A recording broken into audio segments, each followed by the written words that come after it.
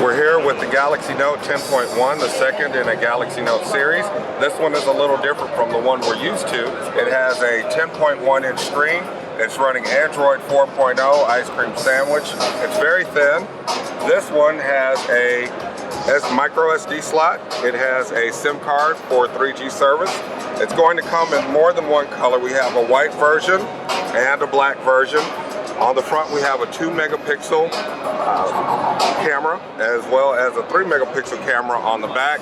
The back camera is capable of 1080p video recording. As you can see, very thin, similar to the Galaxy Tab 10.1. With that, I'll show you some of the UI and some of the pieces of ice cream sandwich that make it different from what we've seen on Honeycomb on the Tab 10.1. If I open some applications here, let's see. Let's say we go to camera. Okay, we'll close that. We'll go to maybe the planner.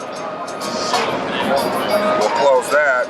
We'll see on the multifunction tool that we have with Honeycomb, that looks familiar. However, with ice cream sandwich, I can close each one of those, just like I would on the built-in Samsung Task Manager.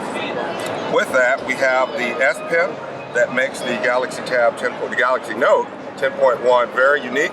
It has a tip here that has 256 levels of pressure, so it's very sensitive to your pressure, just like writing with a pencil to paper. I'll show you how that works. One of the softwares that's exclusive to the Galaxy Note 10.1 is Adobe Photoshop Touch. It's very similar to Photoshop, but optimized for the S Pen. We'll wait for that to come up. We'll start a new project. Let's bring up a photo.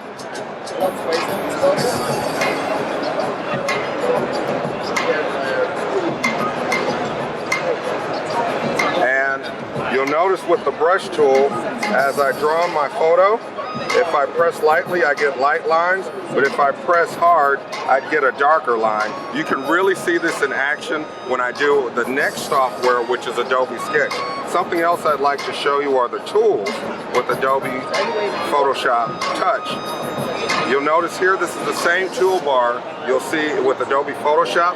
Let me show you how nicely it is to work with the Photoshop Touch. So I'm just going to do a quick cutout. And even though I'm going quick, I can be more exact than I can on my computer with my mouse using Photoshop. We're going to copy what I've cut here and paste. I'll put this bulb here, maybe resize, maybe rotate. But even in less than 60 seconds, I've got a good product that I can present. Let me show you the other software that comes with with the Galaxy Note 10.1. We've got Adobe Ideas. That is our sketching software. Anyone who's a designer, anyone who's a professional sketcher, a drawer, and artist can really appreciate this software. And remember, I told you that it works with the 256 levels. So as I draw lightly on the screen, there's a light line, and as I push harder, I get a thicker line. Now, the excellent piece about the Galaxy Note S Pen is that the other side is an eraser.